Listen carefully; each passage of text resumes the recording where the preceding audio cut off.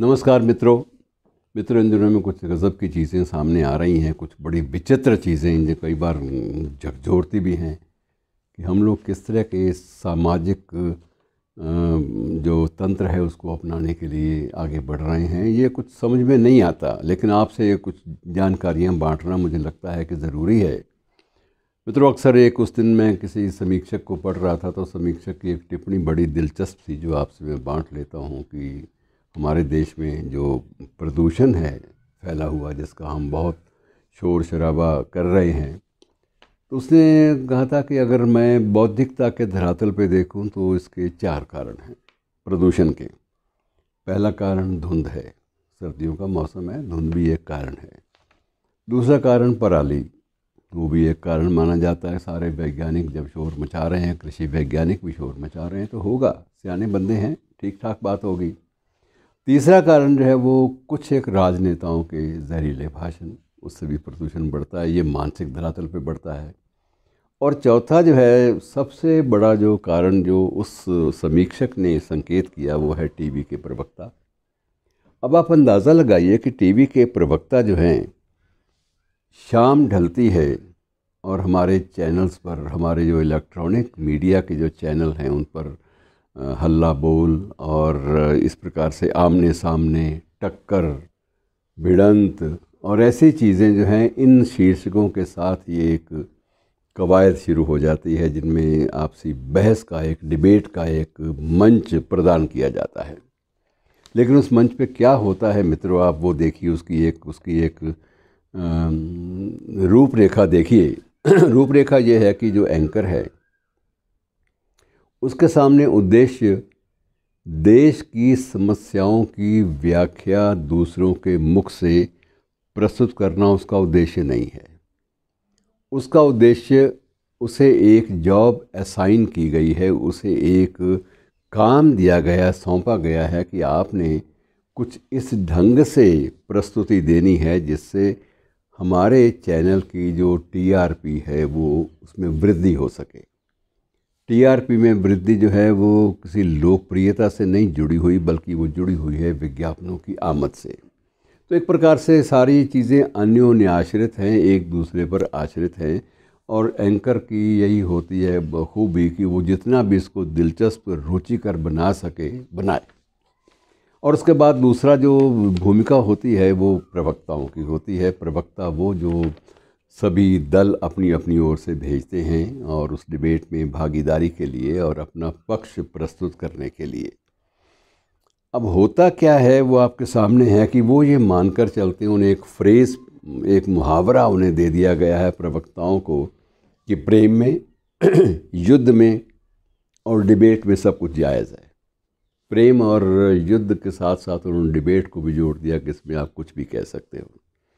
और डिबेट में थोड़ी ज़्यादा छूट मिल जाती है। प्रेम और युद्ध तो हर जगह होता नहीं है, डिबेट तो कहीं भी आयोजित हो जाती है, तो उसमें अगर आयोजित हो गई है और ये रोज़मर्रा की बात है, उसमें भी ये चीज़ें, उसमें छूट ज़्यादा मिल जाती है।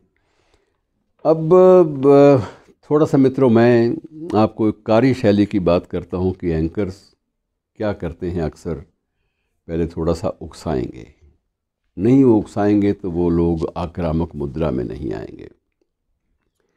पहले उकसाहट, उसके बाद ये होता है कि फिर थोड़ा चटकारे लेना कि आपने तो ये कर दिया, आप लोग वो हैं, आप तो इतने महान हैं, आपकी पार्टी इतनी महान है और इस विषय पर आपका क्या विचार है। पहले उकसाना है, विचारोत्तेजक बात कहकर उन्हें अपनी मुद्राएं तेज़ तर्रार करने की प्रेरणा देना है। उसके बाद थोड़ा सा मज़ा लेना है, चटखारे लेना है। चटखारे लेने का मकसद ये होता है कि जो दर्शक है उसको भी साथ साथ जोड़ा जा सके। और उसके बाद फिर तटस्थ धर्मराज की भूमिका हो जाती है कि अब जो आप कहोगे मैं आप पर नियंत्रण रखूँगा या रखूँगी, वो इसलिए कि आपसे में कोई भी मुख्य विषय से भटकने का प्रयास करेगा तो मैं उसको रोक दूँगी। लेकिन कोई नहीं रुकता, ये आपके सामने है। और उसके बाद ये है कि ये 15 या 20 मिनट का एक शो होता है जिसमें प्रयास ये किया जाता है कि यथासंभव ज़्यादा से ज़्यादा दर्शकों को, श्रोताओं को जोड़ा जा सके। और उस जोड़ने से किसका लाभ होगा इसका कोई पता नहीं है। लेकिन आज जिस प्रश्न को मैं आपके सामने उठाना चाहता हूँ वो है भाषा का प्रश्न। हमारे सरोकार भाषा और साहित्य से हैं, और इन दोनों विषयों के बारे में मैं आपको ये बताना चाहता हूँ कि हमारे देश में इस वक्त सक्रिय इलेक्ट्रॉनिक चैनल्स की संख्या 400 के लगभग है, सक्रिय जो एक्टिव हैं। वैसे संख्या 7000 से भी ऊपर है, लेकिन 400 चैनल ऐसे हैं जो सक्रिय हैं, किसी न किसी विषय पर बातचीत, संवाद, ये चीज़ें प्रायः वो प्रस्तुत करते रहते हैं, क्षेत्रीय भाषाओं में भी और देश की भाषा में भी, संपर्क भाषा में भी और अंग्रेज़ी में भी। तो ये सारा कुछ चल रहा है, लेकिन इसमें सबसे बड़ी जो एक चीज़ अखरती है वो है भाषा में एक संस्कार की बात, कि भाषा में संस्कार ख़त्म हो गए हैं। वो किसी भी तरह की भाषा का इस्तेमाल करते हैं और कुछ ऐसी भाषा की मुद्राएं भी इस्तेमाल कर जाते हैं जिनका सभ्य संसार से कोई वास्ता नहीं होता। और मित्रों, जब भी हम भाषा के संस्कार छोड़कर बात करेंगे तो उससे सबसे पहली बात जो है कि एक अराजकता की स्थिति पैदा होती है। अराजकता की स्थिति के साथ साथ ही आप हिंसा की स्थिति से भी इनकार नहीं कर सकते, वो भी पैदा होती है। हम भड़का रहे हैं किसी न किसी स्तर के ऊपर, अजाने से परोक्ष रूप में, इनडायरेक्टली हम अराजकता और हिंसा दोनों को एक प्रकार से उकसाने वाली बात कर रहे हैं। वो इसलिए कर रहे हैं क्योंकि हमारे पास सही भाषा और सही संस्कार की जो है वो कमी है, और वो कमी बहुत ज़्यादा तकलीफ़ देती है। उसके बाद आप देखिए कि अक्सर ये होता है कि मुख्य मुद्दा किसी राष्ट्रीय समस्या का होता है या किसी राष्ट्र नेता की भूमिका का होता है, लेकिन अक्सर प्रवक्ता लोग एक दूसरे पर वैयक्तिक रूप से, चरित्रगत भी होता है, वैयक्तिक रूप से, और उनके ज्ञान को चुनौती देते हुए कि आपके पल्ले क्या है, आपका ये तो खाली है। ऐसे भी ये आप रोज़ सुनते होंगे कि आपका ये ऊपर वाला भाग खाली है, आप क्या जवाब देंगे। तो इस प्रकार से आप इतनी आक्रामक मुद्राएं किस बाज़ार के लिए अपना रहे हैं, ये समझना बहुत मुश्किल है। और सबसे मित्रों, बड़ी बात ये होती है, आपने भी देखी होंगी बहुत समय पहले, बरसों पहले, दशकों पहले एक सीरीज़ आई थी wit and wisdom. Wit and wisdom एक पूरी सीरीज़ थी जिसमें बड़े लोगों की विट एंड विजडम, अर्थात बड़े लोगों की जो संवाद कुशलता है, जिसमें थोड़ा सा व्यंग, थोड़ा सा एक तार्किक अंश भी है, और साथ में विजडम, साथ में बौद्धिकता की बात है। तो विट एंड विजडम सीरीज़ थी कि पूरी की पूरी जो हमारे वक्तों में, या आज से कुछ, मैं कह सकता हूँ कुछ दशक पूर्व तक बड़ी लोकप्रिय थी। लेकिन आज स्थिति ये है कि जब हमारे सामने संवाद की संप्रेषणीयता, संवाद को कन्वे करने के साधन बढ़ गए हैं, हमारे पास बहुत सारे ऐसे उपकरण आ गए हैं जिनके माध्यम से हम दूर दूर तक अपनी बात कह सकते हैं। लेकिन दूर दूर तक जब हमें साधन मिले हैं तो उसके बाद हम ना तो संस्कार जानते हैं, ना साहित्य जानते हैं, ना भाषा जानते हैं, भाषा की गरिमा जानते हैं।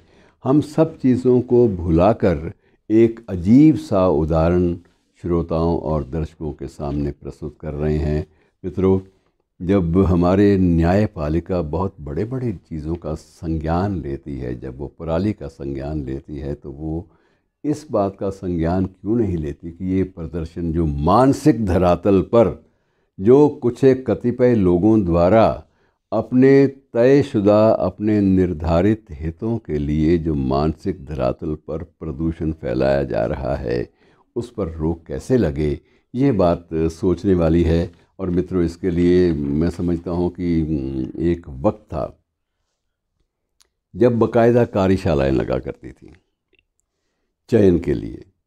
और दूसरा यह है कि अमेरिका और कुछ अन्य देशों में एक परंपरा और भी रही है, बीबीसी पर भी परंपरा रही है कि वहाँ राजनीतिक दल अपनी बात कहने के लिए प्रोफेशनल लोगों को हायर किया करते थे, अनुबंधित किया करते थे, ये सोचकर कि ये जो प्रोफेशनल आदमी है ये एक ऐसी प्रभावशाली भाषा और ऐसी प्रभावशाली शैली लेकर, स्टाइल लेकर ये उतरेगा मंच पर, डिबेट के मंच पर, और ये हमारे जो तर्क हैं उनको एक विट एंड विजडम से इस तरह से प्रस्तुत करेगा कि सारे के सारे श्रोता और दर्शक जो हैं प्रभावित हो जाएं।